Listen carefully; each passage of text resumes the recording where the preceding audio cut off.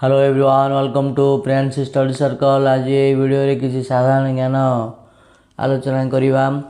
प्रश्न 1, भारत रे केउं ख्रीष्टाब्द रे स्थानीय स्वायत्त शासन व्यवस्था प्रचलन करा जायतिला?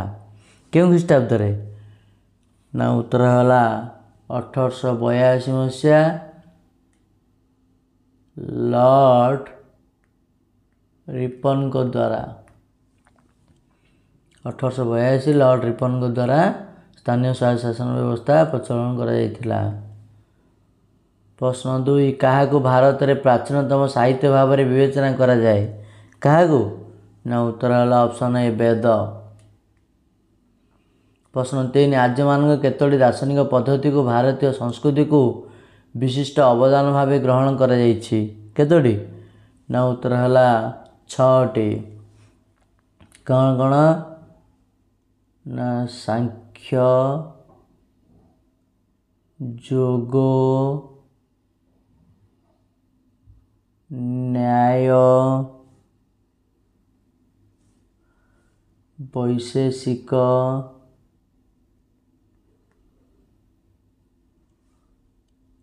पूर्व मीमांसा,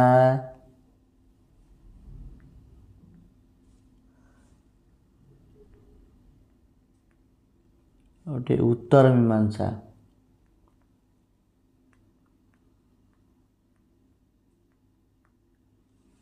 एभली 6टी दार्शनिक पद्धति भारतीय संस्कृति को विशिष्ट अवदान रही आर्य मानकर। प्रश्न 4, केउं जुगरु भारत रे यौथ परिवार परंपरा प्रचलित होई आसीछि? केउं जुगरु? ना उत्तर होला ऑप्शन बी वैदिक जुगरु। प्रश्न 5, भारतीय परिवार रे समस्त कार्य पाई किए निष्पत्ति नियंती? के? ना उत्तर होला सठिक उत्तर होला विवाहित बा अविवाहित, रोजगार करुथुवा न करुथुवा वरिष्ठतम सदस्य।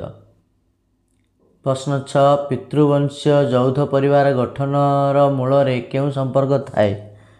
केउं संपर्क? ना उत्तर होला ऑप्शन सी पिता पुत्र। प्रश्न 7, मातृवंशीय यौथ परिवार गठन मूल रे केउं संपर्क निहित थाए? ना उत्तर होला ऑप्शन डी माता कन्या।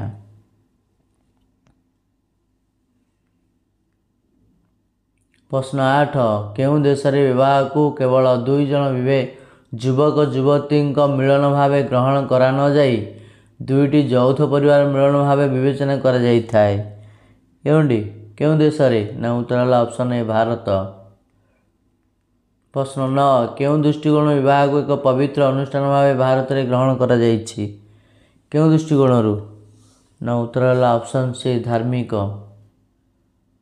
प्रश्न 10, भारतीय परंपरा संतान मान पई साथी खोजिबा काहार नैतिक कर्तव्य भाव ग्रहण करा जायछि? काहार? ना उत्तर होला ऑप्शन सी पिता मातांकर। प्रश्न 11, भारत रे साधारणतः केउं वंशीय यौथ परिवार गठित होइछि? केउंटी? ना उत्तर होला ऑप्शन ए पितृवंशीय। प्रश्न 12, अतिथि देवो भव केउं मानक एक महत्वपूर्ण नैतिक कर्तव्य अटे? केउं मानकर? ना उत्तर होला ऑप्शन ए भारतीय। प्रश्न 13, धार्मिक रीतिनीति अनुसार मृत व्यक्तिर अंत्येष्टि क्रिया संपादन करिबा और परलोकगत आत्मार शांति और सद्गति पई प्रार्थना करिबा केउं देश रे एक परंपरा भावे प्रचलित? केउं देश? ना उत्तर होला ऑप्शन डी भारत। प्रश्न 14, शस्य उत्पादन वृद्धि और गो संपदर मंगल पई कौन आवृत्ति करा जाउथिला? कौन? ना उत्तर होला ऑप्शन ए वैदिक सूत्र। प्रश्न 15, गुप्त युग रे काहाकू परिवार सबुठारु अधिक मूल्यवान संपत्ति रूपे विवेचना करा जाउथिला? काहाकू? ना उत्तर होला ऑप्शन सी चाष जमी। प्रश्न 16, वैदिक युगरू केउं शिल्पर अविरत प्रगति घटी आज भारतीय समाज रे यह एक कौलिक वृत्ति रे परिणत होइछि? केउं शिल्प? ना उत्तर होला ऑप्शन डी कुटीर शिल्प। प्रश्न 17, सिंधु सभ्यता रे लंगल केउंथिरे निर्माण करा जाउथिला? ना उत्तर होला ऑप्शन ए काठ। प्रश्न 18, वैदिक युग रे केउं गणतांत्रिक अनुष्ठान समाज ସମସ୍ତ ଶ୍ରେଣୀରୁ ସଦସ୍ୟ ମନୋନୀତ ହେଉଥିଲେ। କେଉଁଠି? ନା ଉତ୍ତର ହେଲା ଅପସନ୍ ଡି ସମିତି। ପ୍ରଶ୍ନ 19 କେଉଁ ସମୟରୁ ଭାରତରେ ସ୍ଥାପତ୍ୟ କଳାର ଉଦ୍ଭବ ହୋଇଛି? କେଉଁ ସମୟରୁ? ନା ଉତ୍ତର ହେଲା ଅପସନ୍ ଏ ସିନ୍ଧୁ ସଭ୍ୟତା। ପ୍ରଶ୍ନ 20 କେଉଁ ଯୁଗରୁ ଭାରତରେ ଚିତ୍ରକଳାର ଉଦ୍ଭବ ହୋଇଛି? କେଉଁଠି? ନା ଉତ୍ତର ହେଲା ଅପସନ୍ ଏ ପ୍ରାକ୍ ଐତିହାସିକ ଯୁଗରୁ।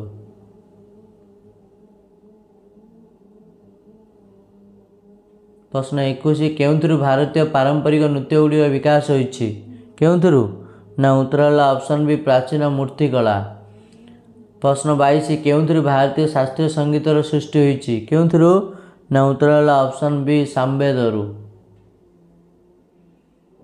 ପ୍ରଶ୍ନ 23 କେଉଁ ଯୁଗରୁ ଭାରତରେ ସାହିତ୍ୟର ପରମ୍ପରା ସୃଷ୍ଟି ହୋଇଛି? କେଉଁ ଯୁଗରୁ? ନା ଉତ୍ତର ହେଲା ଅପସନ୍ ଏ ବୈଦିକ ଯୁଗରୁ। ପ୍ରଶ୍ନ 24 ଗୁପ୍ତ ଯୁଗରେ କିଏ ସାହିତ୍ୟ ରଚନା ଏକ ଆଦର୍ଶ ଥିଲେ? କିଏ? ନା ଉତ୍ତର ହେଲା ଅପସନ୍ ଏ କାଳିଦାସ। ପ୍ରଶ୍ନ 25 କେଉଁ ଭାଷା ଆର୍ଯ୍ୟମାନଙ୍କର ସୃଷ୍ଟି? ନା ଉତ୍ତର ହେଲା ଅପସନ୍ ଡି ସଂସ୍କୃତ।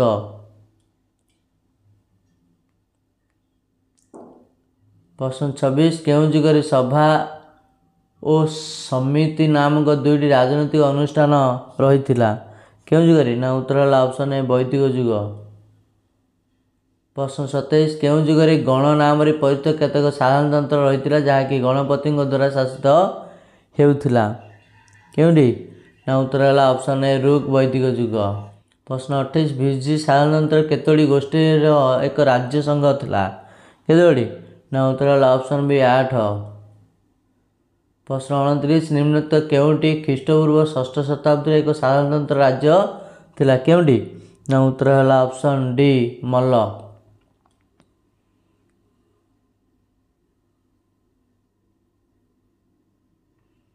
ପ୍ରଶ୍ନ 30 ଗ୍ରାମ୍ୟ ସ୍ତରରେ ସ୍ୱାୟତ୍ତ ଶାସନ ବ୍ୟବସ୍ଥା କେଉଁ ଯୁଗରୁ ଭାରତରେ ଶାସନ ମୂଳଭିତ୍ତି ଭାବେ ରହି ଆସିଛି?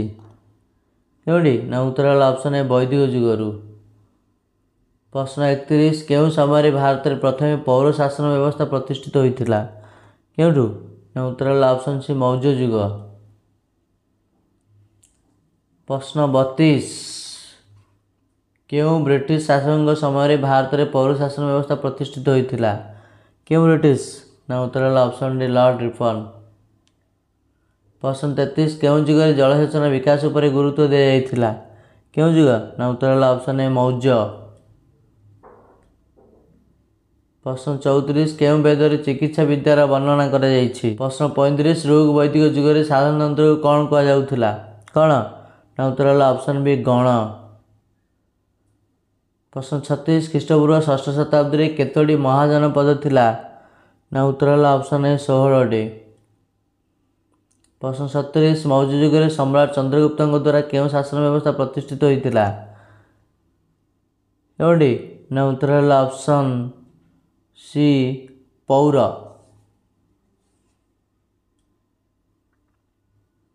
ପ୍ରଶ୍ନ 38 ସ୍ଥାନୀୟ ସ୍ୱାୟତ୍ତ ଶାସନ ବ୍ୟବସ୍ଥା କିଏ ପ୍ରଚଳନ କରିଥିଲେ? କିଏ? ନା ଉତ୍ତର ହେଲା ଅପସନ୍ ଡି ଲର୍ଡ ରିପନ୍। କେବେ? ନା 1882 ମସିହାରେ। ପ୍ରଶ୍ନ 39 କେଉଁ ଯୁଗରେ ଗୋହତ୍ୟା ଓ ଗୋମାଂସ ଭକ୍ଷଣ ନିଷିଦ୍ଧ କରାଯାଇଥିଲା? କେଉଁ ଯୁଗରେ? ନା ଉତ୍ତର ହେଲା ଅପସନ୍ ଏ ବୈଦିକ ଯୁଗରେ। ପ୍ରଶ୍ନ 40 କାହାର ଆଧାରରେ ଆୟୁର୍ବେଦ ଚିକିତ୍ସାର ବିକାଶ ହୋଇଛି? କାହାର ଆଧାରରେ? ନା ଉତ୍ତର ହେଲା ଅପସନ୍ ବି ବୃକ୍ଷଲତାର ଔଷଧୀୟ ଗୁଣ ଆଧାରରେ।